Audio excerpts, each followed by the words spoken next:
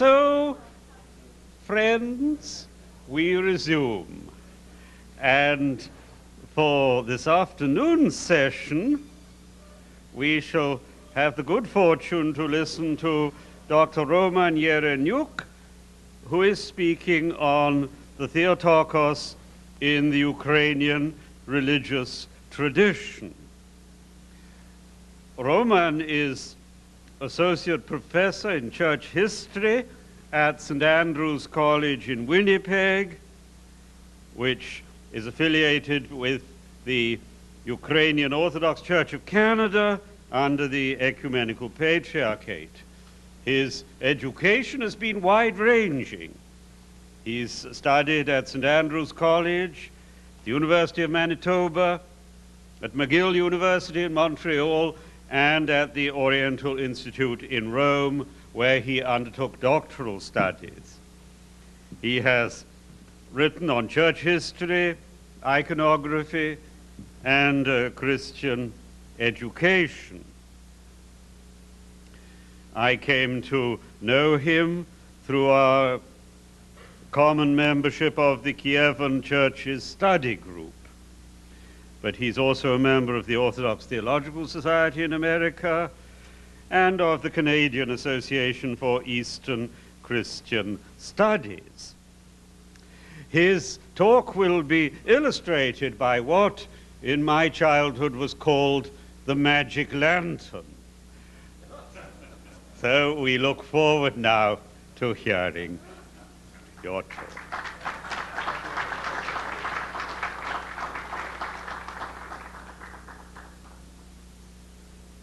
Your Grace, thank you very much for your introduction. Much appreciated. And especially, we are very honored to be here. I just want to say that Jack, I think he's not here, but you know, yesterday when he gave the litany of all the countries represented here, he forgot Canada. So I was going to chew him out today at the beginning of this session, but at the same time, I think I'll just be very, very honest and say that for me to be the token Canadian, it's very proud. You Americans, please do not absorb us. We do want to have our identity, and we want to have our own uniqueness.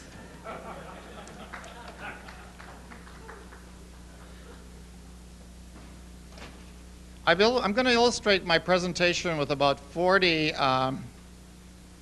overheads that will be both color as well as black and white.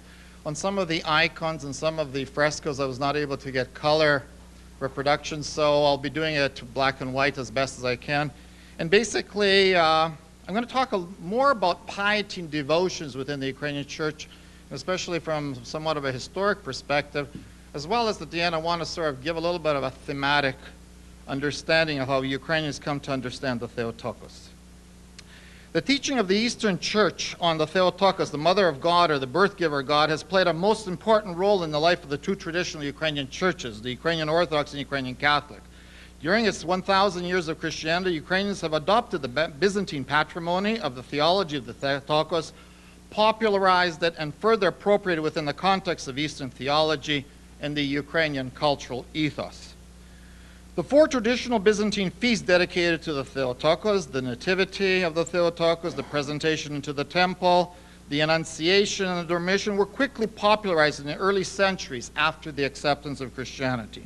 Likewise, in the 16th century, the Feast of the Pokrova, the protecting veil of the Mother God, was introduced.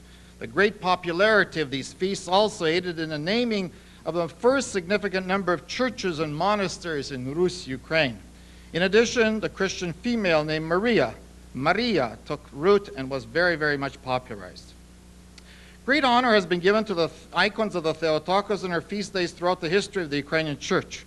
This eventually produced a truly great number of such renderings, including many miracle-bearing icons named after the locales where they were established or for which they were written. A famous Ukrainian iconographer, Sviatoslav Hordinsky, in his book, The Ukrainian Icon, published in 1973, in fact, gives some 60 illustrations of the Theotokos out of 201 icons chosen for their importance in the history of the Ukrainian people. Likewise, in a recent book published in Ukraine by Dmytro Stepovec, Ukrainska Ikona, of 271 illustrations of the importance of icons, he, in fact, gives acknowledgement to the Theotokos by having renderings of the Theotokos in 95 such icons. The theme of the Theotokos has also been written about by various monastics, church people, as well as secular authors. Many important church and secular leaders have had a great veneration to the Mother of God. Likewise, in the past several centuries, various poets have written laudatory poems in her honor. In the Ukrainian church, the prayer rite known as the Akathis to the Theotokos, and it's not only one, but there are various different ones, has been popularized very much so since the 16th century. In Kyiv recently, 1995, in an akafistnik produced by the Ukrainian Orthodox Church, of 28 akafists in this book, 6 were dedicated to the Theotokos. Meanwhile, the liturgical hymns and the prayers, especially the troparians and kondakians, as well as popular pious hymns, have left a definitive imprint on the soul of Ukrainians. Most often, the second prayer learned after the Lord's Prayer is, in fact, the prayer to the Theotokos, Bohoroditse Divo Raduyse. Many of the Ukrainian prayer books have special sections or appendixes devoted to the Theotokos and include popular religious hymns and carols.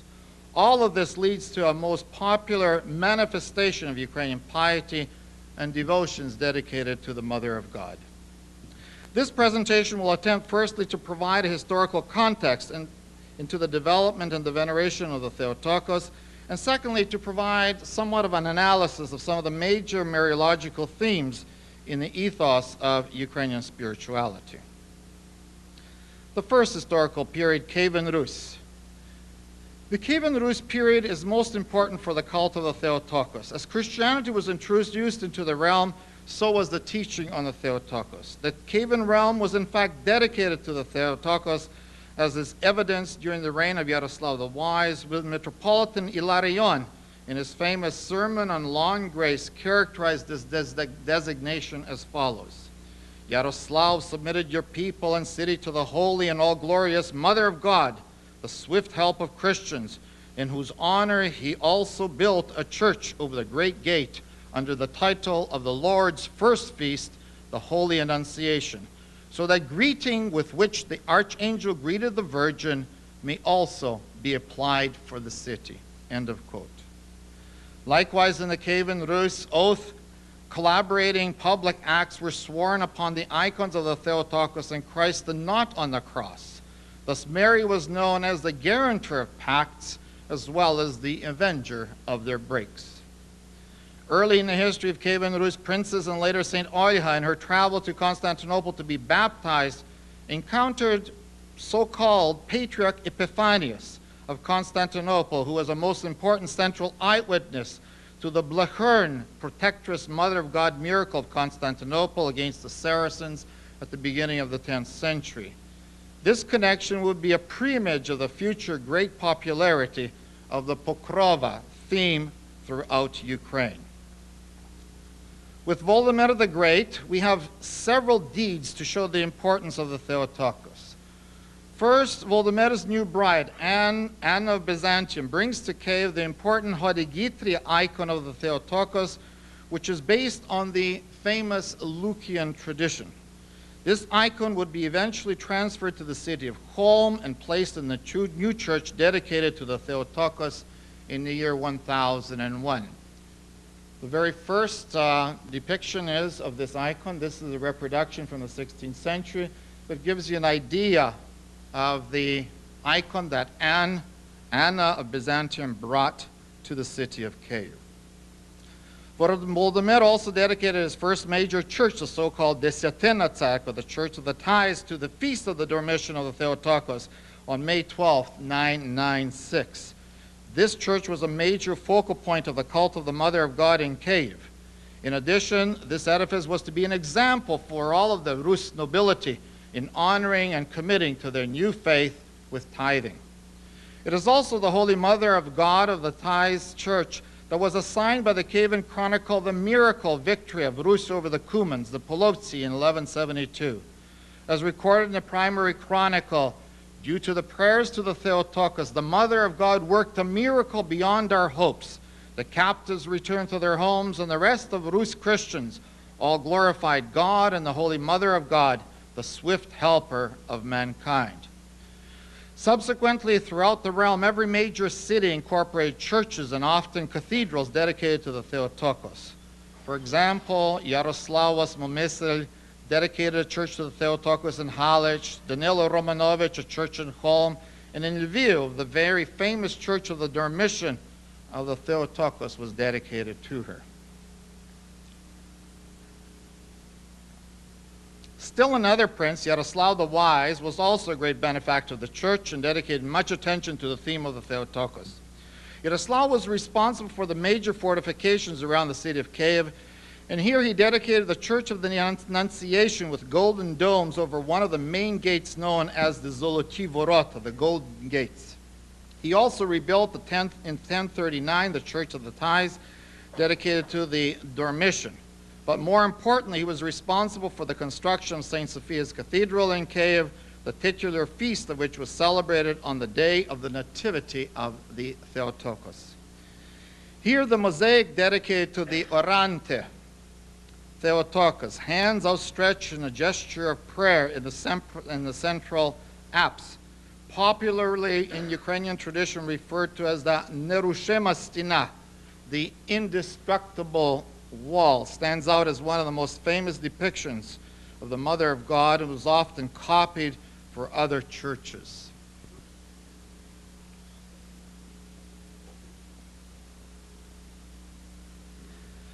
Do you want to change it to the next overhead? Also in this cathedral complex, and here you see this Nerushema Stina, the indestructible wall. Just focus it a little bit. But in this cathedral complex, there is also an important mosaic of the deises, which included the Theotokos. The deises.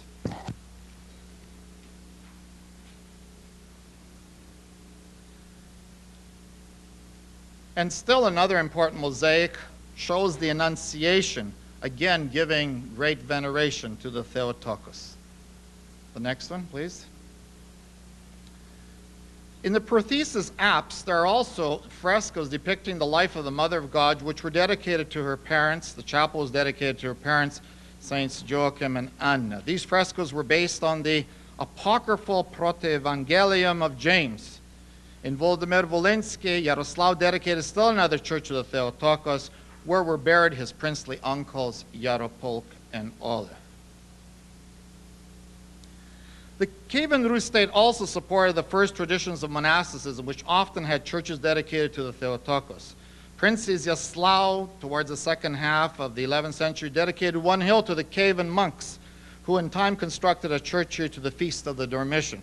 Prince Sviatoslav Chernihiv was the founder of the Chernihiv-Yeletsky Monastery, which housed a famous icon in the 11th century, a miracle icon dedicated to the Theotokos.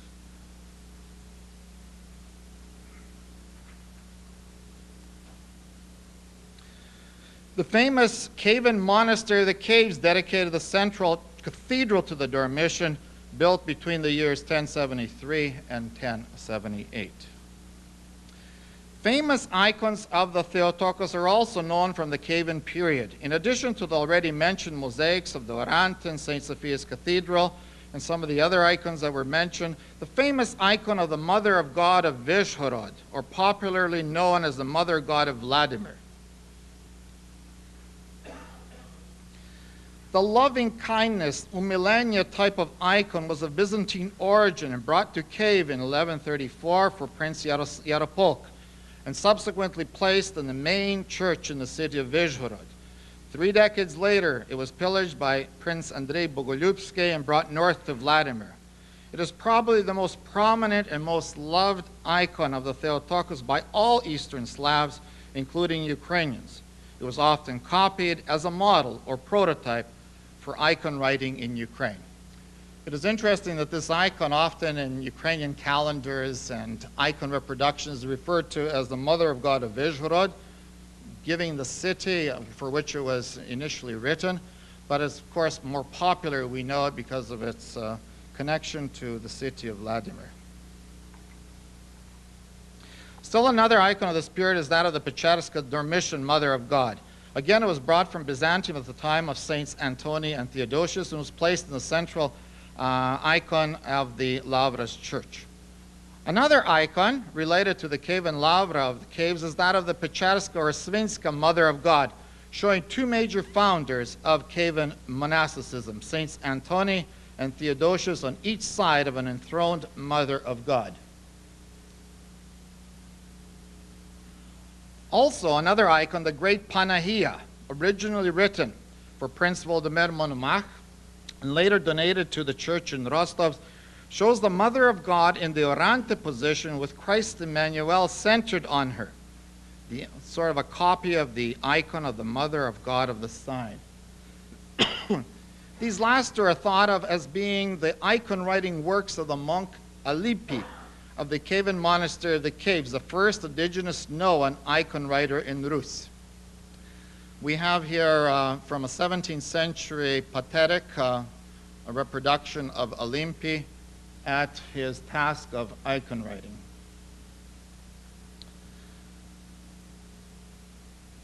I should mention here that from this recollection of these important icons, you notice that a number of them end up in the north, some of you perhaps have visited the Theotokos Gallery in Moscow.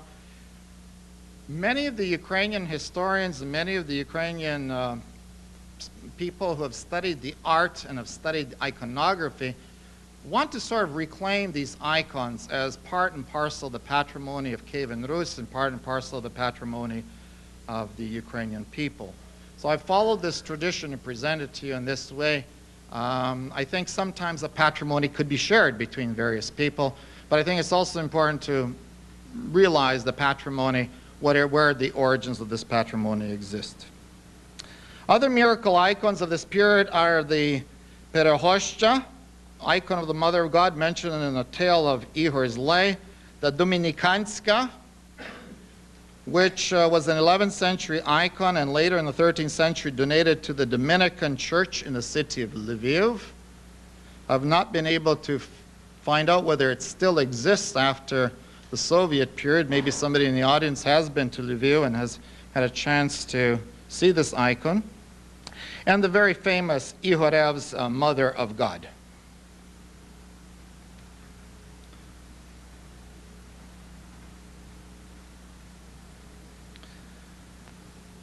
Kievan Rus is also the area of the reception of the Byzantine donated icons of the Mother of God, and especially the icon of the Mother of God of Belz during the reign of Prince Vladimir the Great. Later it was transferred to Polotsk, the monastery of Saint Ephrosyna, and still later to Belz by Prince Yuri. In 1382 it was taken to Czestochowa, where in time it became the famous Polish Marian cult. Various copies of this icon survive in Ukraine, especially at the Dormition Monastery in the city. So this is another example of an icon that has its origins in Byzantium, brought to the territory of Kievan Rus, and in time is taken to the west, to Poland, and subsequently becomes the major Marian celebration of the cult of the Mother of God of Czestochowa. You want to put the next one on too?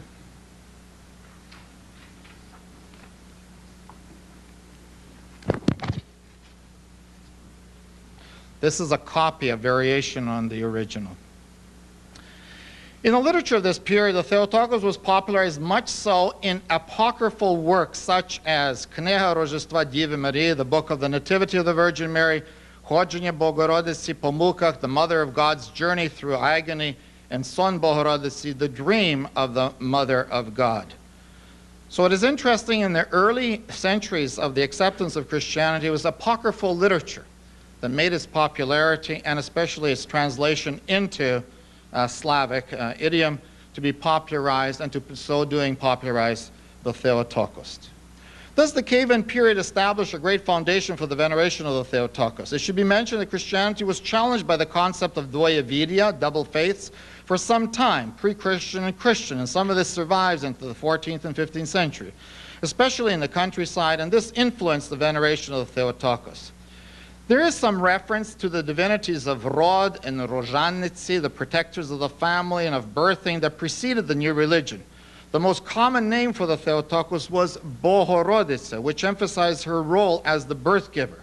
The emphasis on divine motherhood and birth giving was thus easily assimilated by the Kievan Rus people. In the folk calendar, the various feast days of the Theotokos were doubled up with agricultural concepts and marriage themes. The Annunciation was the beginning of the spring season, Zustrich Vesne, meeting of spring. In Ukrainian folklore, there is a saying, Harna pogoda na stritanya, sonячна й теха, буде хліба досить і меду до куті. Nice weather at the Annunciation, sunny and quiet, will always bring much bread and honey for the Christmas kutya season.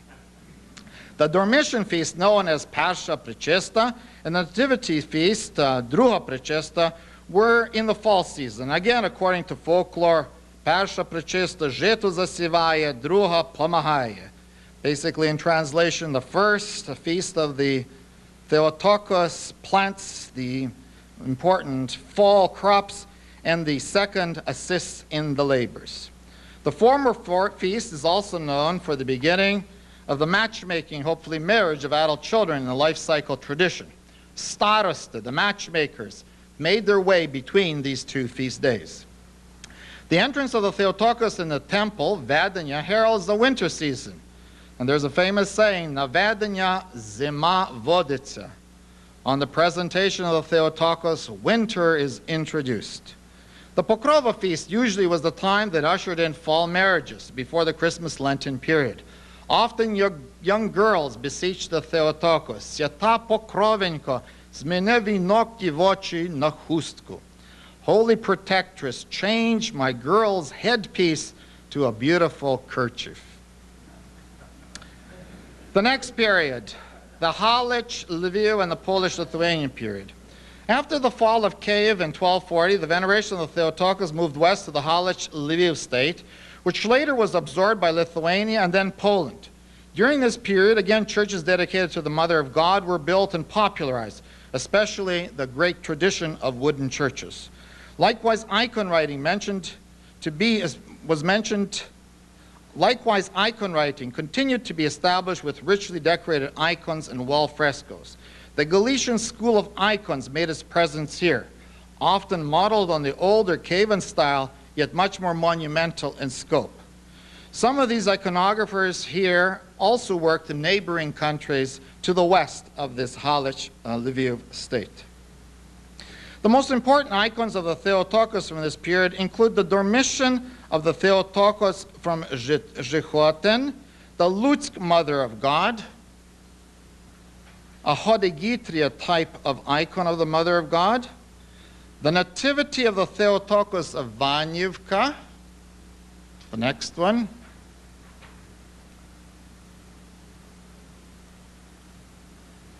The Pidhorodsi, Mother of God, a Hodegitria type, with two angels at the top. The next one. Pidhorodsi, Mother of God. A little bit too fast for my assistant that I trained him in 2 minutes. This is the Pidhorodsi, a Mother of God, a Hodegitria type with two angels at the top. And we have there the 16 prophets, Old Testament prophets and scenes on three sides of the Mother of God. I should mention that one of the popular icons, in fact, of the Theotokos shows her in the Hodegitria with the various Old Testament prophets. So it's kind of unique and very much popularized, probably more so amongst Ukrainians than many of the other peoples of the Eastern Christian heritage. We have here the Krasiv Mother of God, also Hodegitria type.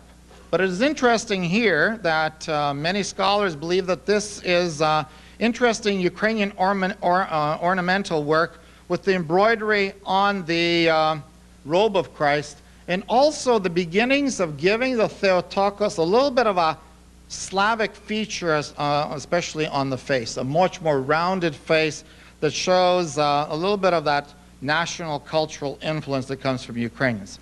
By the way, according to Sviatoslav Hordinsky, he says her face in this icon shows an unusual geometric regularity rather than being oval. It is roundish. Such centrism, he says, strengthens the psychological expression of the face. Its well-balanced serenity hints at earthly tribulations, but anticipates the peace of timeless eternity. I believe some of you perhaps have had a chance to meet Sviatoslav Hordinsky, sort of one of the great American godfathers of icon writing, and I think there are many, many Ukrainian churches and other churches also that have his icons throughout the United States and Canada. A similar facial feature is found in the icon of the Florinka Mother of God in Lemkushina, that again is in the Hodegitria style. Here the Theotokos and Christ are encased uniquely in an elliptical mandorla centered on four corners, a type of unburnt bush motif. It is unique to depict Christ in an elliptical mandorla, but very seldom is the Theotokos depicted as such. Here the emphasis is clearly on her role as the Mother of God, stressing her role in the incarnation event. She is also surrounded by 8 Old Testament prophets. Similar in scope and facial features are also the Theotokos from the city of Panishchiu, the next one. So we have a series of models of this type of icons coming from Western Ukraine, and especially emphasizing already a sort of a Slavicization, a Ukrainianization of the Theotokos. The next one will show the various scenes from the Old Testament prophets.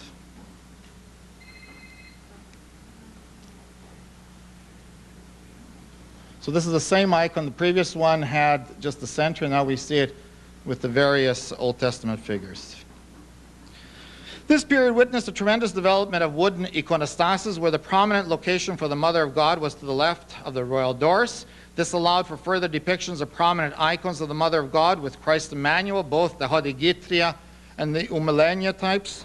Another special Marian feature of the iconostas was a central icon of the deises above the royal doors that depicted Christ enthroned with the Theotokos on the left in a gesture of supplication to Christ, and with St. John the Baptist on the right. In addition, the icon of the Annunciation became fixed on the royal doors. Usually the scene is divided between the two doors, as well as the row of festal icons, where many of the festal icons depicting the Mother of God are found in the festal row or the chin.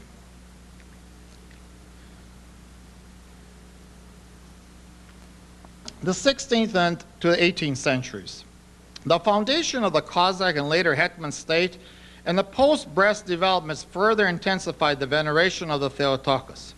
This is especially seen in their renewed interest in titling churches and institutions in honor of her festal days.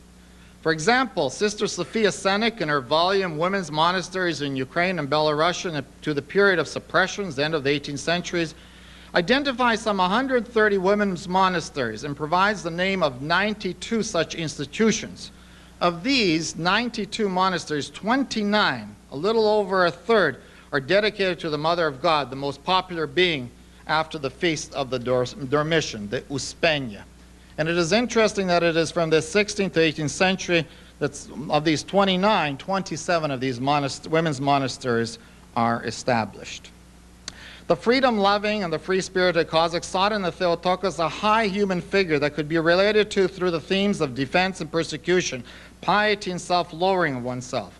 These themes nurtured the Cossacks and later the Hetman state as well as the post-Brest churches and led to a major ecclesiastical renewal in various spheres such as monasticism, church organization, education, and erudition, as well as publishing. The cult of the Theotokos was especially enlarged at this time. Probably the best example of this tradition relates to the Pokrova type of icon, especially associated with the Pochayev Dormition Monastery and its veneration of the Theotokos. The appearance of the Theotokos to certain Ivan Turkul in 1198 and later in 1261, her second appearance to a shepherd, Ivan Bossi, leaving behind her foot mark imprinted in stone and also the flow of special spring water, made a great impression on the people of Western Ukraine. Subsequently, a monastery was established here with a major church dedicated to the Dormition. In 1597, the icon of the Mother of God of Pochayev, another icon of Byzantine origin, was donated and placed in a monastery that became famous due to its miracle powers. If we could have that. This is a reproduction of the original from the 19th century. Over the next 2 centuries, over 539 miracles were attributed to this icon.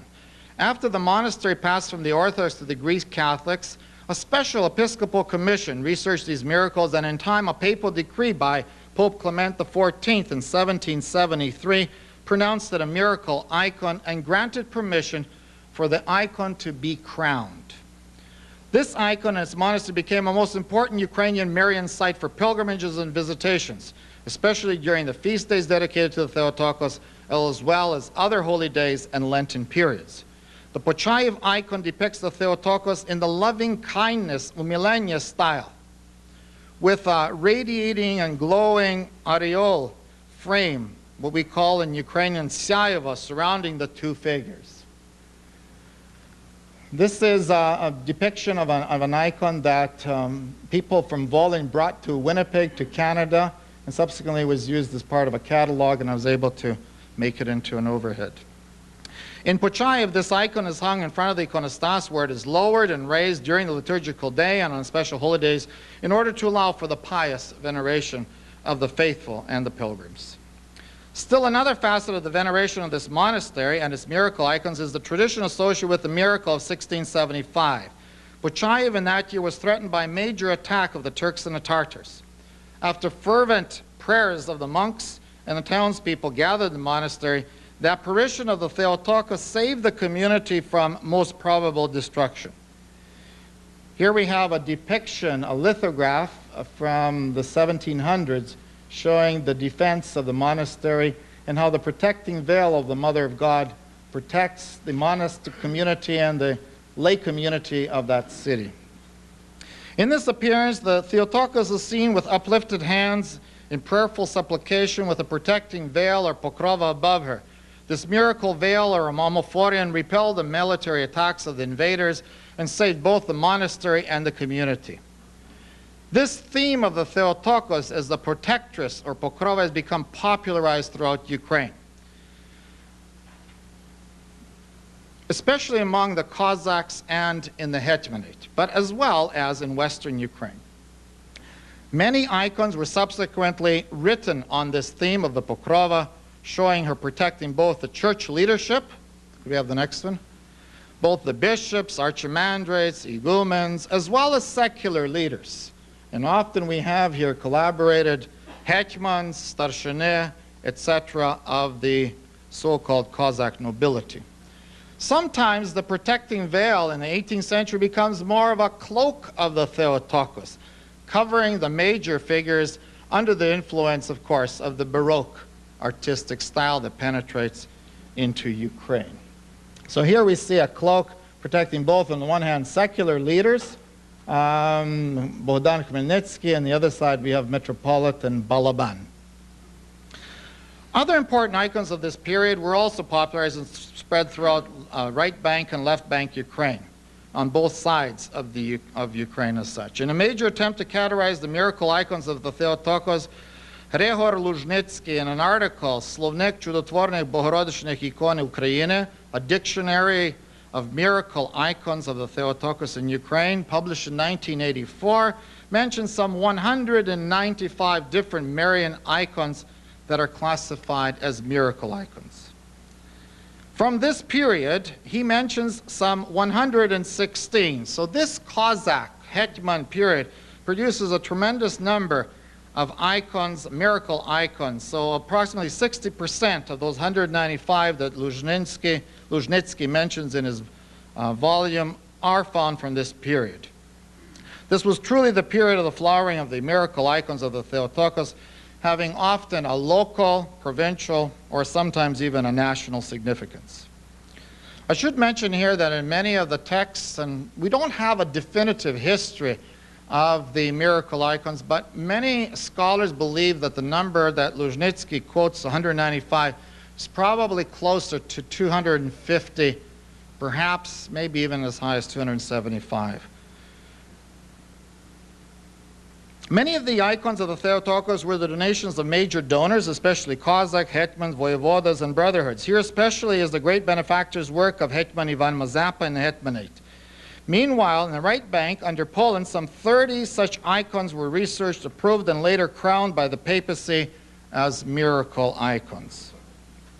Thus, both Ukrainian churches continued to contribute to the veneration of Theotokos through the cult of the popular form of iconography. Among the important icons of this period on the left bank were the Irzhavetska Bohoroditsa, popularized later in a poem by Taras Shevchenko, the Kaplunivska, and the Domnitska. The Domnitska, we have an example here. Both were associated, these last two, the Kuplunivska and Domnitska, were associated with Hetman Ivan Mazapa. This is called the Ochterska Božja Mate, a type of a passion icon about which I'll speak a little bit later about. You notice here in this icon, Christ is not found in the hands of the Theotokos. He is found on a cross behind her, and in front of her is a table, and on that table are all the instruments of Christ's passion. This icon was researched by the Russian Holy Synod in 1739. It was also accepted as a miracle icon for that region in the area of Poltavshchina.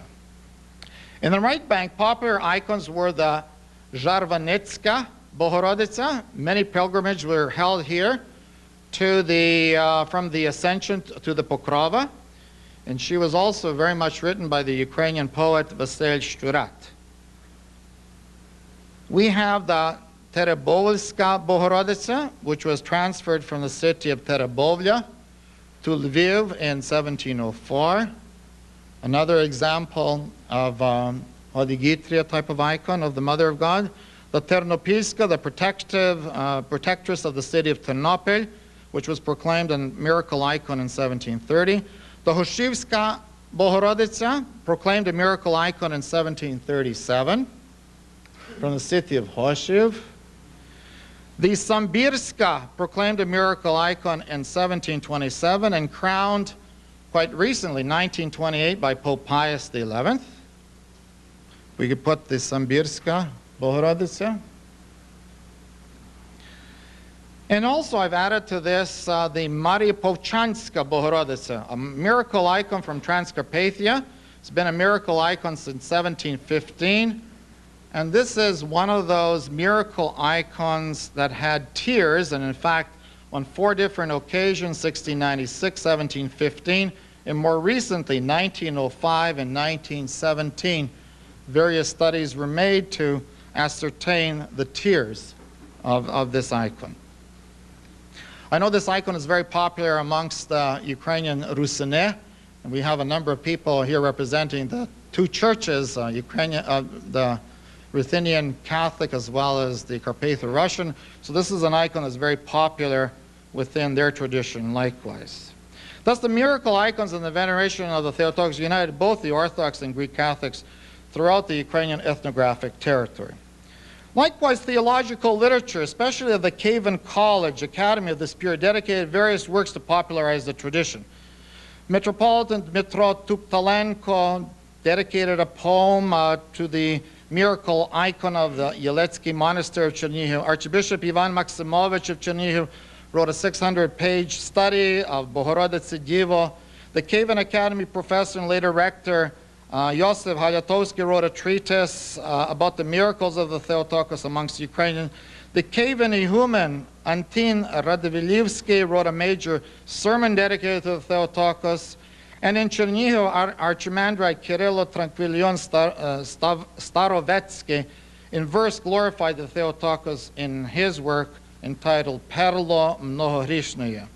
Archbishop Lazar Baranovich of Chernihiv also wrote a series of sermons in his volume dedicated to her, and also Ioniki Volkovich wrote passion verses on the lament of the Theotokos. So the Kievan sort of theological school and its Athenaeum spent considerable time popularizing the veneration of the Theotokos in the 17th and 18th centuries.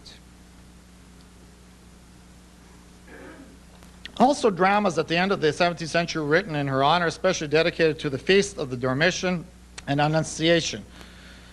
And likewise, poetry was dedicated to her carols, kolyatki, shedrivki, akafis, molebens, and Marian songs are found in various bohohlasniks. For example, the important Pochai bohohlasnik of 1790. We have here a graphic rendition from this volume showing how she is characterized above the dogmation. The 19th and 20th century. In the 19th and 20th centuries, Ukrainian Christianity suffered much sorrow and upheavals. The Ukrainian Orthodox Church was now fully incorporated in the Muscovite Church, and still later, after a short period of Ukrainianization and attempt at autonomy, found itself under the Soviet yoke, especially eastern and central Ukraine. Meanwhile, the Ukrainian Catholics, after the three divisions of Poland, lost considerable territories to the Russians and became a province under Austro-Hungary, the province of Halachina. In the interwar period, this region came under Poland, and after the Second World War ended up as Soviet territory, where in 1946 the church was formally and for all practical purposes abolished, the infamous Lviv Sobor of 1946, and the church went underground. Both these church traditions suffered much during the Soviet period of persecution, and more recently we have seen a tremendous growth of reinvigoration after the creation of the new Ukrainian state. Nonetheless, during the 19th century, the veneration of the Theotokos continued and remained strong due to nurturing of the patrimony of the previous historical periods. New churches and institutions were constructed in the 19th century and often dedicated to the Theotokos. However, a smaller number of icons of the Theotokos have come down to us from this period. In Halachina, the Feast of the Immaculate Conception, officially proclaimed in 1854, we've talked a little bit about it earlier, was slowly introduced into the Ukrainian Catholic calendar. With the rise of modern vernacular Ukrainian, poetry and songs were especially dedicated to her. A scholar by the name of Antonich in an article, Maria v Ukrainsky Poezii, presents some 19 different poems dedicated to the Theotokos from the middle of the 19th century to the middle of the 20th century. These include Taras Shevchenko, Ivan Franko, Pavlo Tychina, and many, many others. Likewise, contemporary scholars such as Yaroslav Rozumny have studied and analyzed the Christian elements in Ukrainian poetry, including the role of the Mother of God. He, in fact, states, this is a Slavic specialist at the University of Manitoba, perhaps the most popular symbol in Ukrainian art is Mary, the Theotokos, which is portrayed in various thematic and stylistic functions. This image began in the pre-Christian concept of the great goddess, took form in the Kievan Orante, and later in the Pokrova, in the 20th century as an allegory for individual and communal suffering, end of quote. During the period of the persecution of the church by the Soviet authorities, many icons were destroyed and church buildings lost to worship. This attempt to destroy the Christian tradition and spirit also created parallel problems for the veneration of the Theotokos. Nonetheless, the teaching and veneration went underground and survived to be reintroduced after the Perebudova period and the official declaration of sovereignty of Ukraine in 1991. New churches and monasteries have been dedicated to her, while new iconostases bear witness to her presence. Now, it is curious that in the period of Perebudova, the iconographic art form, especially of the Theotokos, the sacred art of the Theotokos, influenced very, very significantly secular art. I've got two examples of secular art from this period from about 1988 to 91 that sort of shows how this iconographic depiction of the Mother of God is seen in some of the modern secular art. This is a Kievan artist. This is called the Ukrainian woman, Ukrainska Zhinka. And the next one is known as the Mother of Chernobyl. Again, a secular piece of art, but you can see the emphasis on the elongated body, Christ here in the center, the figure of a child representing motherhood. And this has been very much part and parcel of this period of the transition from the Soviet era to the contemporary era, the Perebudova, or we sometimes call the Perestroika period. Also, the theme of the Theotokos made a major role in the remissionizing work of the two traditional churches in Ukraine. In much of the literature that has been produced since 1991, there are chapters or dedicated sections to the Theotokos as a very meaningful part of the tradition of rediscovering the roots of the tradition itself. I should mention that in 1977, I had a chance to be in Soviet Ukraine, and I had a chance to visit in Lviv the Museum of Religion and Atheism. And it was kind of interesting. I took my aunt. She was a woman about 20 years older than me. And I said, Titko, come with me. We want to go see this museum. Well, first of all, she'd never heard of the museum. And secondly, she did not know what to expect from the museum. And of course, the museum's purpose is to show the decadence of Christianity and to show the importance of the rituals and traditions of Soviet communism. And of course, they lead you in such a way that the first part shows the decadence, the second part glorifies the Soviet period. And of course, we exited from this museum after about an hour, and I said to my aunt, I said, well, what did you think of it? And she said to me, you know what? All that stuff we saw at the end, that's all garbage. To smikya.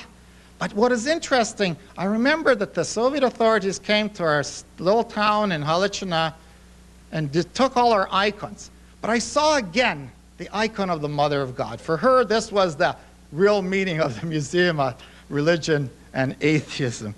So it's kind of interesting that the Mother of God can reassert herself through the iconographic form, even during this period of 1977 and a trip that I had taken to Ukraine at that time.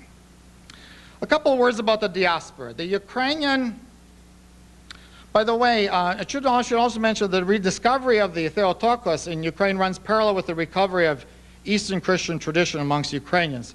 And we have from 1991 a depiction of an icon, a modern icon, which is called We Exalt You. This is an attempt to produce an icon that is contemporary, shows the protection of the Mother of God as the central figure, and I'll ask you to identify the figures that are found at the bottom of this beautiful icon. I think many of you can identify at least half a dozen, maybe even a dozen various figures. Well, a few words about the diaspora. The Ukrainian diaspora brought the traditional Theotokos to the West, wherever Ukrainians settled towards the end of the 19th century and the 20th century, especially countries such as Canada, United States, Brazil, Argentina, Australia, and Western Europe. The early pioneering immigrants brought the tradition to the West and identified closely with the passion of the Mother of God to soothe their hurts and pains of the immigration experience. The popularity of the Theotokos is especially seen in the naming of churches and institutions after the various feasts dedicated to her. For example, in researching, I was able to ascertain that in the Ukrainian Orthodox Church of Canada, of some 281 churches, 51 or 18% are named after the Theotokos. The most popular feast is that of the Dormition. In the Ukrainian Orthodox Church in the United States, of 95 churches, some 17 are dedicated to her. And it's kind of interesting, in the United States, the most popular feast of the Theotokos is the Pokrova. In the Ukrainian Catholic Church Arch-Eparchy of Manitoba in Canada, of 155 churches, some 36 are dedicated to her, the most popular being named after the Pokrova, followed closely by the theme of the Dormition feast. In the Ukrainian Catholic Church, one of the major women's monastic traditions bears the name of the Theotokos, Sister Servants of Mary Immaculate. The order had some 107 houses and 15 orphanages in Ukraine prior to World War II, all of which were closed during the Soviet period. In the West, the order has some 100 houses and close to 1,000 nuns today. Also, the order has been recently reestablished in Ukraine, is doing significant work in various dioceses of the Ukrainian Catholic Church. Other women's orders include the Missionary Sisters of the Mother of God, one house in the United States, the Contemplative Order of Studite Sisters of St. Pokrova, which has one house in Canada and two in Germany. Also, Marian societies, Mariyski Tovarystva, Western origin, were popularized in Ukraine beginning in 1615, soon after the Union. They were strong in the 17th and 18th centuries, declined in the 19th century, were renewed in the 20th century, especially between 1920 and 1939, and then outlawed by the Soviets. They were also established in the diaspora parishes of the Ukrainian Catholic Church, especially in Canada, United States, Brazil, and Argentina. Ukrainian diaspora icon writers and painters, some 45 to 50, are well known and have popularized the theme of the Theotokos in their various works. Best known amongst them, there's at least 20 that are very well known. I've chosen two to show you. First is by Petro Holodny Jr. Out of the United States, the Theotokos in the Umilenia type. And we also have the monk Juvenali Mokritsky. I've chosen two icons of his. This one is in the Church of Saint Clement in Rome, the Theotokos and child. And the other one is an icon that he did for a private collection. In Canada in recent years, work has been done by Bartoshuk, Yuri Talyazhin, Vera Sinchuk, Deacon Nazar Polotaiko, and others. Of great popularity have been icons of the Theotokos for iconostasis. Festal icons, Mother of God and Child, and on the deesis icon location. Icons on the interior walls, most often in the sanctuary, as well as exteriors of churches. Matrimonial icons have been painted, and numerous individual icons for the veneration in one's home. Often these icons have been copied and mass-produced, or even lately there seems to be a trend for silk screening on wood or material. Also, icons of the Mother of God have been popularized as wall calendars, as well as reproduced in almanacs, calendars, and in books. These iconographers have used various mediums from their work, from egg tempera to acrylics, oils, encaustics, enamels, mosaics, and also stained glass. Borrowing from their homeland, the most popular prototypes for individual icons in the diaspora have been the Mother of God of Izhhorod, the Pochayev Mother of God, the Orante from St. Sophia's Cathedral, Ihoreva, Theotokos, and the Pokrova motif. More popular is, in the Ukrainian tradition, the loving kindness, the Umilenia prototype over the Hodigitria. It's kind of interesting that the Ukrainian sort of tradition prefers the Umilenia type over the Hodigitria. To illustrate in the immigration experience, I've chosen an icon by Vera Senchuk, a Ukrainian-Canadian iconographer in Winnipeg, who was commissioned to write an icon of the Theotokos for the 75th anniversary of the Ukrainian Orthodox Church of Canada. This icon has been labeled as the Mother of God of Canada, Kanadska Bohoroditsa. This icon is modeled after the loving kindness, a millennia type of icon, featuring the Mother of God holding the symbol of Canada, the maple leaf in green, with her right hand. 7 stalks of wheat protrude behind the Theotokos and Christ Emmanuel to commemorate the agrarian roots of the very first settlers to Canada. Above the Theotokos on both sides are 2 circular depictions of the St. Sophia Cathedral in Kyiv and also Holy Trinity Cathedral of the Ukrainian Orthodox Church in Winnipeg. This same icon was also installed, with minor modifications, as a stained glass window in this same cathedral in Winnipeg. We have the depiction here. One of the creative sort of traditions that Eurocentric is trying to use is that icons can also be used as stained glass windows, with the whole idea that windows should allow all the light in, and so the icon becomes sort of the motif for presenting the window, but at the same time the window serves as that medium of introducing light into the sanctuary and into the church. Still, other depictions of this same theme are found, and I want to share another one for you that's sort of on a Canadian theme, and is found in the Monastery of Chilliwack under the Ukrainian Orthodox Church, Cave in Pechersk, which incorporates the motif of the maple leaf in the vestments of Jesus Christ. This is known as the Chilliwack, British Columbia, Mother of God. We have a fixation with maple leaves. The theme of the Theotokos is also celebrated as a major protectress of the various waves of Ukrainian immigration settlements in the diaspora and their task of reconstructing their lives with strong religious traditions. We have such an example here of an icon. I think this was post-World War II that was dedicated by the Ukrainian Autocephalous Orthodox Church in New York and became sort of an icon of their tradition, showing the Mother of God and Child. That was very much popularized probably around 1949 to about 1970. This is off of a postcard that they had created. Likewise, many of these communities most recently have been celebrating major anniversaries, and such often are commissioning projects to enhance their churches. One such project is the icon of the Theotokos, Our Lady of Canada, for the Ukrainian Catholic Church of the Exaltation of the Cross in Edmonton, Alberta. This icon depicts, again, the Theotokos, but shows the maple leaf motif in the vestments of the Theotokos, and the two angels are holding orbs. Maybe just drop it a little bit. One with Canada on it, and the other with a red maple leaf. So here you have three sort of diaspora icons created by Canadians to sort of show a Canadian connection. By the way, in some of the journals where some of these last three icons have been shown, there's been a problem of, can icons be named after countries? And many of the critiques have been that these icons should be named after the locale, just like we were mentioning in the 14th and 15th and 16th, 17th century. So perhaps this idea of the Theotokos of Canada or the Canadian Theotokos perhaps should be named the Winnipeg, or perhaps this one should be named the Theotokos of Edmonton. Although in Edmonton there are, I believe, 7 other Ukrainian Catholic churches. So it might have to be personalized even further.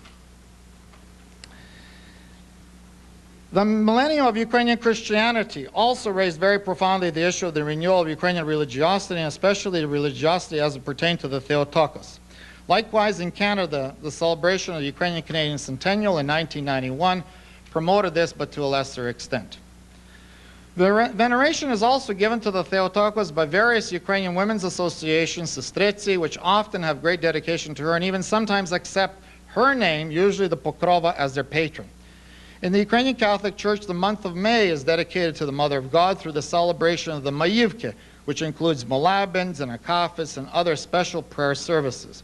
The veneration of the Pokrova feast is a very well-celebrated feast day in the diaspora. As the protectress of the faithful, she is often seen as a major link between the divine and the human worlds. The 4 major Marian feast days are still well celebrated, although often, because they fall on weekdays, the sermon and at times the readings and the movable hymns are transferred to the nearest Sunday worship. All in all, the diaspora has continued quite faithfully to observe the cult of the Theotokos and in the various manifestations of Eastern Christian theology, as well as through general piety, prayers, songs, hymns, and poetry. I want to conclude by talking about 4 major themes that I believe are important for the understanding of the Theotokos in the Ukrainian religious tradition. The above historical background of the Theotokos in the Ukrainian tradition leads to the discussion of the various themes and or emphasis on her prevalence in the Ukrainian church. These especially show some of the Ukrainian peculiarities and interest towards the Mother of God that differ from other cultural and or national traditions of Eastern Christians, both Orthodox and Eastern Catholic. 4 such themes especially stand out, and I'm not saying that these are the only 4, but there could be others, but at least in my research really stand out. Number 1, motherhood.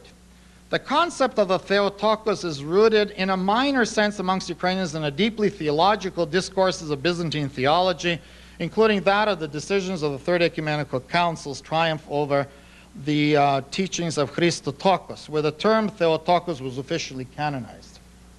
It is, however, rooted in a more emotional and poetic understanding, especially through the liturgical feasts and celebrations as well as important icons, through the mode of hearing and seeing.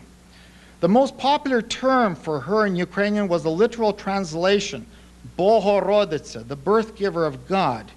Here the stress was always not on the first part of the compound name, Boh, God, but on the second part, Roditsa, the birth giver. Thus she became known primarily through her important role of birthing, a universal attribute of womanhood. Likewise, she is understood as the universal mother, the mother of mankind, an example of a new type of Eve, or as the one replacing the Old Testament Eve. It should be pointed out that in the early church, Mary was often understood under the theme of second Eve.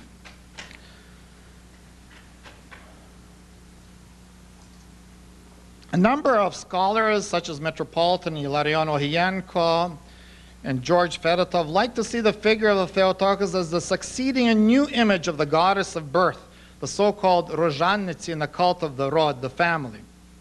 It is some interest that the feast of the Nativity of the Theotokos, the feast known in Ukrainian as the second Pechersk, is connected very closely with dating of the celebration of the pre-Christian celebrations of the Rozhannici, the celebration of birthing.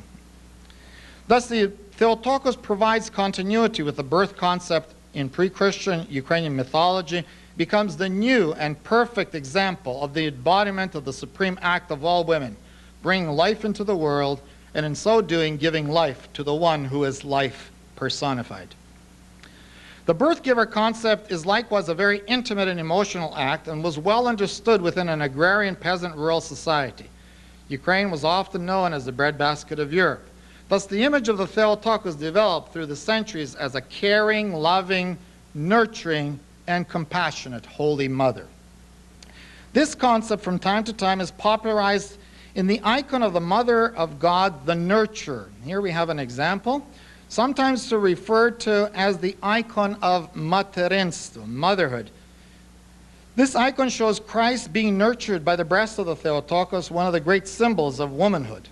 These icons, only found in homes, were often written by so-called bohomaze, popular sort of rustic artists, but were very popular especially in the rural regions, mountainous regions of the Karpata, the Carpathian region in Ukraine.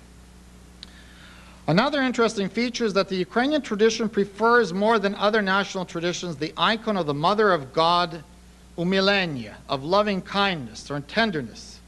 I've put some examples from the 17th and 18th century over the Horigitria type.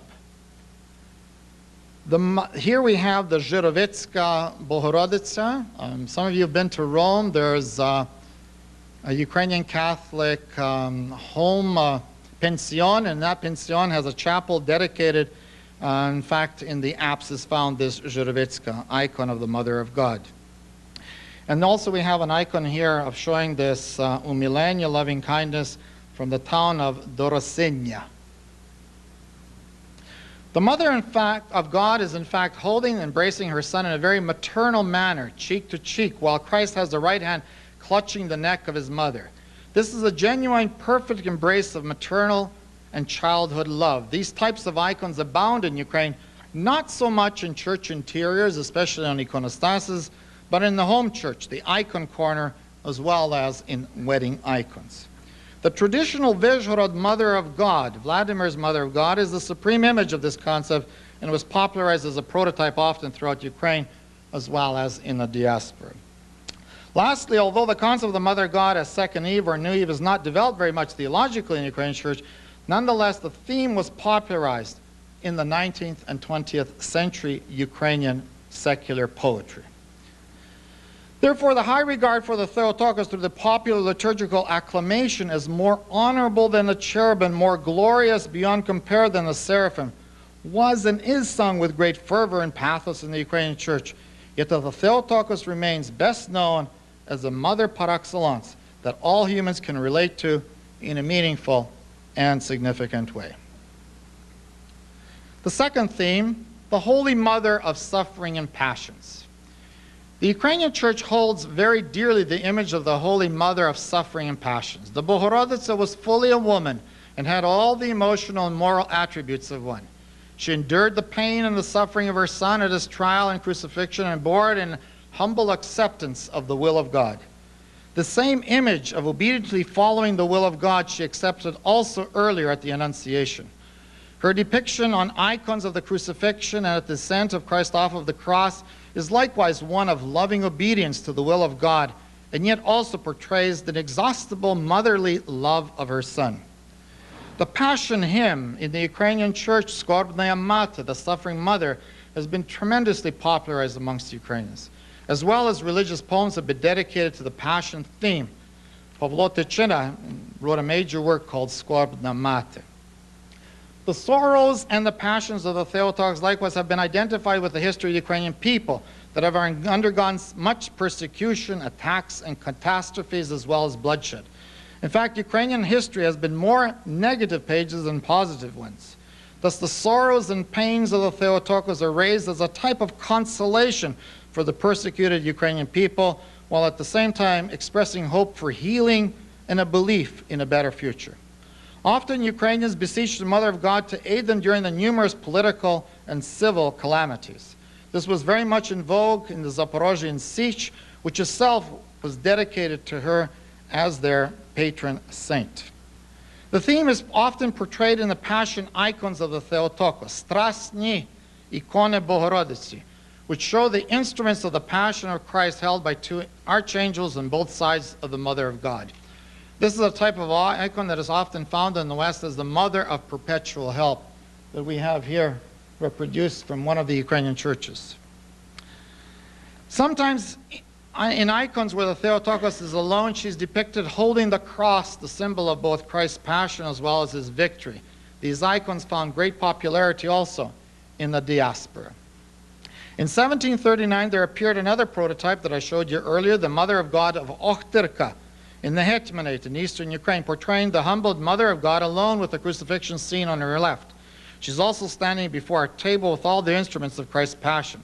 This icon was carried from village to village in the region in the summer for several weeks and called for various pious Marian celebrations. This icon was subsequently investigated and researched in the 18th century by the Russian Church's Holy Synod and later declared a miracle icon. By the way, on the Ochtyrska Mother of God, I've been collecting some recollections of some of our pioneers, some of the people that came from eastern Ukraine, trying to perhaps put out a little pamphlet on this icon because it's kind of a unique icon of the Mother of God of Passions. So if there's anybody here that perhaps remembers or has heard, I'd like to talk to you.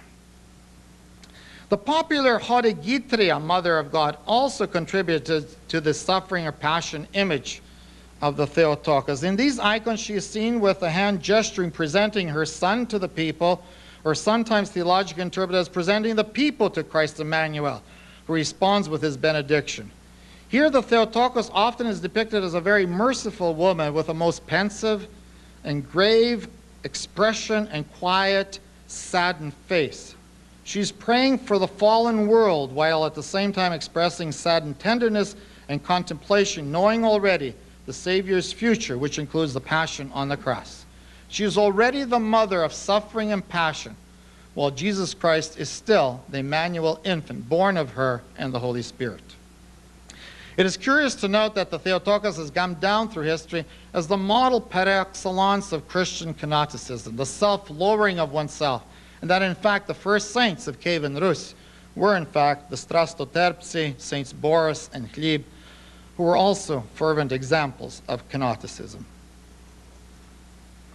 The third sort of theme I want to introduce you to is the Holy Mother as protectress. The The theme of the Theotokos as the protectress or the Pokrova is still another way of acknowledging her in the Ukrainian church. Just skip over the next two. This is the Hodigitria that I talked about a little bit earlier. Just go to the next one. Skip that one. Okay. We're on time. She is not only the mother and a passion bearer that gave hope in time of peril, but she is also the protectress of the nation, the people, against foreign attacks and other tribulations. As well, she served as the protectress of individual churches and monasteries and both ecclesiastical and secular leaders. Earlier in this paper, it was pointed out the great importance and significance of the fall feast of the protecting veil of the Mother of God, Pokrova, and the celebrations of the 17th century defense of the Pechersk Monastery before the attacks of the Turks and the Tartars. Throughout history, Ukrainians have counted on this feast and icons of it for pious intercessions and protections. Her Amophorian protecting veil was viewed as the radiant spiritual rainbow-shaped guardianship and protection not only from physical attacks but also spiritual attacks. Often prayers were offered to the protectress, beseeching her to protect one from spiritual passions and bodily temptations. The Pokrova also became the protectress of the military Zaporozhian Sich and the Cossacks and was immortalized in their insignia. When Catherine II destroyed the Zaporozhian Sich in 1775, she also destroyed their Pokrova church. She destroyed these physically, but could not destroy the spiritual commitment of the Cossacks to the Theotokos. Also in the 20th century, she has become the preeminent protectress of the Ukrainian insurgent army and also other military forces. Likewise, the immigrants leaving their homeland for the diaspora beseeched her often as their traveling and settlement protectress. In 1947, Ukrainian immigrants gathered in Munich published a dedicatory 160-page volume of articles in honor of her entitled Poklin Marie, but they subtitled it The Blessed Immigration to the Blessed Virgin Mary, Queen and Protectress of Ukraine. Also, the Theotokos has become part and parcel of the millennium theme, the protectress of the Ukrainians over the last 1,000 years of their history. This is from the Ukrainian church in Chicago, again showing the millennium theme, but you can notice above that it is the Mother of God, the Pokrova, the protectress that has, throughout the history of the Ukrainian people, been so important in their theological understanding of their Christian tradition. In some Ukrainian churches, the iconostasis role of the festal icon contains the feast of the Pokrova. Although not one of the 12 major feasts is left out, or sometimes is left out, but you can see here that the Pokrova is elevated to this very high level and dignity by Ukrainians in depicting their iconostasis. The dismissal hymn of the Feast of Pokrova, the church radiantly proclaims the importance of the protectress theme with the words, "We Orthodox people celebrate today thy festival with great rejoicing, O Mother of God, and behold thy holy image. We humbly appeal to thee. Shelter and protect us under the sacred veil. Deliver us from evil and intercede with thy Son Christ, our God, for the salvation of our souls."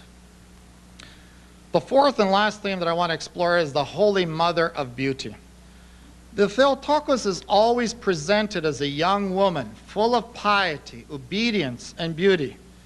Kievan Rus discovered the importance of beauty as the strongest argument for the acceptance of Christianity, as presented in the Primary Chronicles text. "We went to the church in Byzantium where they worshiped their God. We did not know whether we were in heaven or on earth. On earth there is no such splendor or such beauty, and we are at a loss to describe it. We only know that God dwells there among men." Many icons of the Theotokos are a theology of beauty, transfigured by the world of divine grace. It is often expressed that the Mother of God of Vyzhhorod, the Mother of God of Vladimir, is one of the most beautiful examples of all icons ever created in the Byzantine tradition. Although adapting iconography from Byzantium and having the heritage of the Hodigitria passed to them, Ukrainians chose another typology, the icon of loving tenderness, the umilenia. This prototype best expressed this understanding of beauty, of the Mother of God. This appreciation of beauty also led to the use of gold and silver, pearls, precious stones, and jewels. Many of the icons of the Theotokos were covered with a silver or a gilded reza. And at the same time, we also have many icons of the Mother of God that have been crowned, especially in Western Ukraine, through investigation, through the papacy, and especially in those research works that were done to ascertain their consideration for being crowned. All of this shows the majestic depiction of the icon of the Queen of Heavens. The Theotokos thus served in a unique holy beauty as a holy bridge or divine ladder to prepare all Christian believers to participate in the vision of celestial beauty. The churches and their internal iconographic scheme, as well as the ritual and devotions, were all extensions of this concept of beauty in the Ukrainian religious mindset. Certainly the beauty of the Theotokos figures preeminently as the precursor of heavenly bliss and its divine beauty. In conclusion, the Ukrainian religious tradition has been influenced tremendously by the Eastern Christian concept and understanding of the Theotokos. Its history and ethos are part and parcel of Marian theology, while at least 4 major themes on the Theotokos are found in a major significant way in Ukrainian religious culture and heritage. Theology, iconography, literature, poetry, drama, and history all are part and parcel of the image that was created in Ukraine by Ukrainians as well as by Byzantines of the Mother of God. The challenge for not only Ukrainians but all Christians is to continue to bear this witness into the new millennium and to pass it on to new generations of Eastern Christians, both in the homeland as well as in the diaspora. I thank you sincerely.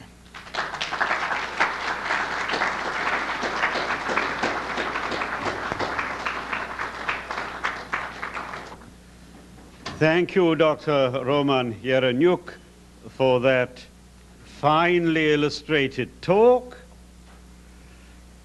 You've truly initiated us into the rich Ukrainian tradition of iconography of the Mother of God.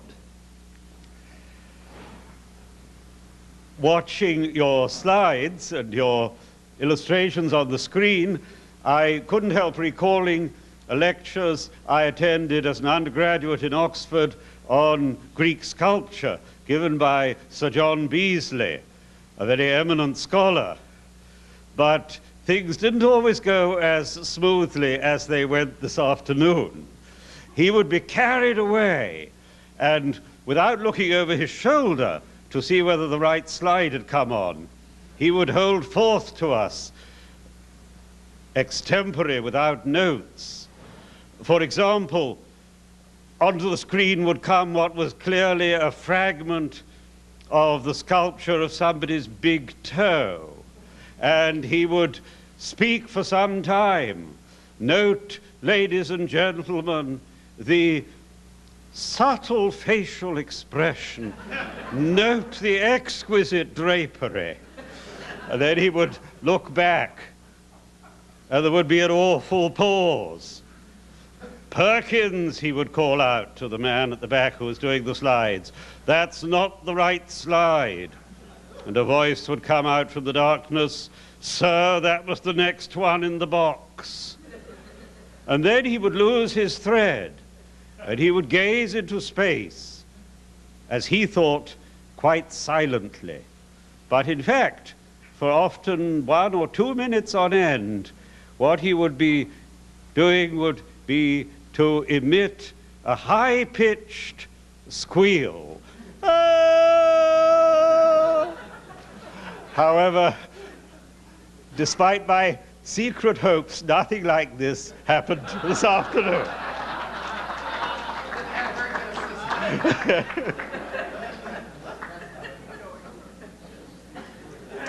Now, time is moving on, so instead of distributing cards, we just have a little time perhaps for questions to come spontaneously. I have a question both to you, Dr. Roman, and to anyone else who is here about the Mother of God of Suffering.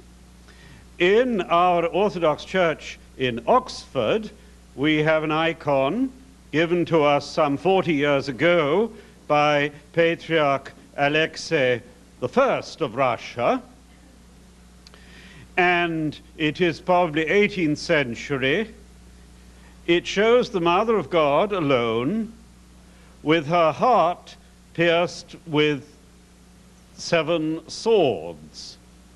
This is an obvious Western motif, but the icon itself shows no marks of Western influence in its manner of painting. It is very finely painted in the traditional Orthodox style, with no evidence of Westernization. Perhaps this icon came from the western part of Russia, close to Poland, but I wondered in the Ukraine, since you spoke of icons of the suffering of the Mother of God, whether you have ever seen in Ukraine an icon with the 7 swords. In the various catalogs that I've had a chance to view, and also I've only had 2 trips to Ukraine, but also in the diaspora, I've never seen that. I've seen the typology that you mentioned, but I've never seen the Ukrainian tradition. Maybe there's somebody in the audience that, within the context of the Ukrainian tradition or the Ruthenian tradition, has seen that icon or perhaps seen it popularized. But I've never seen it in any, any of the catalogs that we have.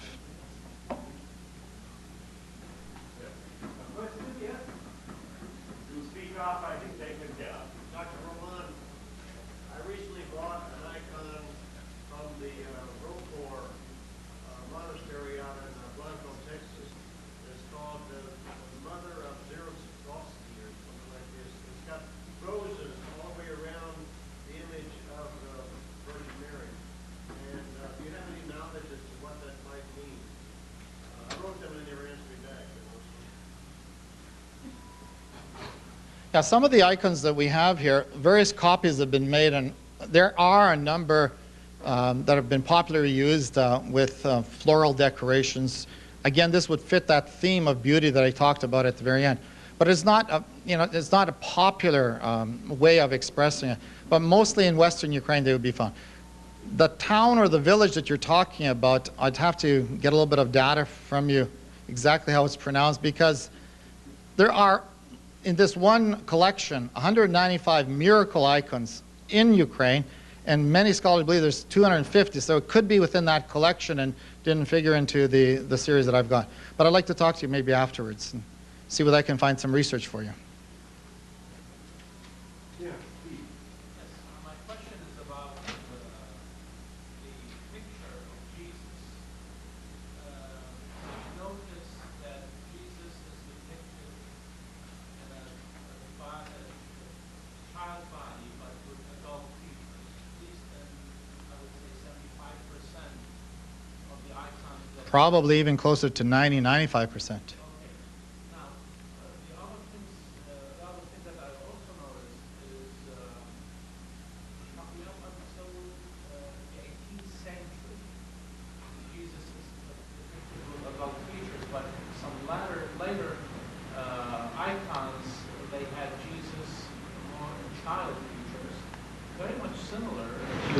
how the Western art depict Jesus. Can you explain why?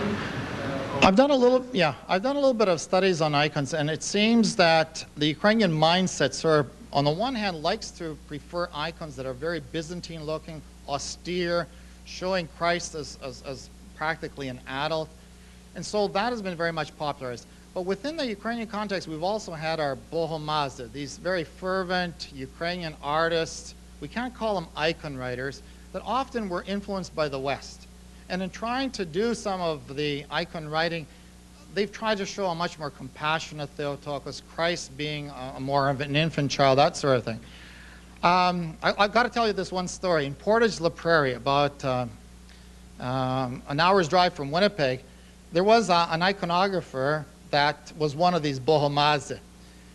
He wrote a series of the 12 apostles, and he put them all with the context, the scenery behind him of fir trees. Typical Canadian sort of mountainous fir trees. And you know, if you know scriptures and you know your scriptures well and you know your gospel well, you know the apostles, it's kind of hard to understand, you know, how these apostles could be walking through a thicket or a forest of fir trees. But I guess this was done because of the Canadian landscape. So those types of things happen. But they're not that popular today. Probably that interwar period for the diaspora, the 20s and 30s, this was a time, many times, that this Western sort of influence was there. Especially before, you know, the monastic tradition plays a very important role in icon writing. And when you don't have a monastic tradition, sometimes the icon writing or these bohemazic can create sort of their own depictions. So this type of an art form sometimes is found also in the interiors of our churches, unfortunately. By the way, for those of you that want to see, I brought reproductions of those two Canadian Mother of God icons. The two iconographers were willing to give me copies, so if anybody wants to take a closer look, I could show them to you, okay? These are the ones that are named after Canada. Yes, I have another question. You mentioned that in Kiev, the Cathedral of St. Sophia had as its festival the 8th of September, a festival of the Mother of God. Now in Byzantium, the churches dedicated to Holy Wisdom were always understood to be dedicated to Christ, and they kept their festivals usually on one of the feasts of the Savior.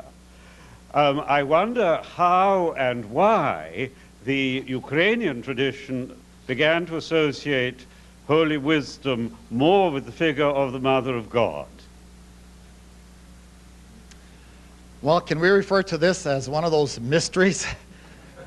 In all my reading, I have not encountered why this transition from Byzantium to Kievan Rus, and why this adaptation for the Mariological feast day. I'm sorry, I don't have an answer. I'm just passing those two icons so you can take a look. Sort of a Canadian, I guess there also be examples of this in the United States. By the way, in this display that is at the under the crypt in the church dedicated here to the Theotokos, there is an American version of a Theotokos showing the stars and stripes. Some of you perhaps have seen that little display. So there's an American equivalent to something of this type of an icon. We in Britain have developed our own icon of the Mother of God, which shows the Virgin and Child, I think Hodigitria rather than Umilenia, and round the sides we have the various British saints who date from before the period of the Schism. St. Patrick, St. Columba of Iona, St. Cuthbert, and we have a very rich number of British saints from the pre-Schism period. I always tell my Russian parishioners that Britain was Orthodox long before Russia was, lest they have a feeling of superiority. And so I just wanted to mention that as a type that we had developed, linking the Mother of God with the saints of our land. So we are developing our own national type there. I think perhaps now we ought to bring our session to an end. And once more, thank you very much for your talk. I particularly appreciated the 4 categories you put at the end of it, which drew all your words together effectively. Suffer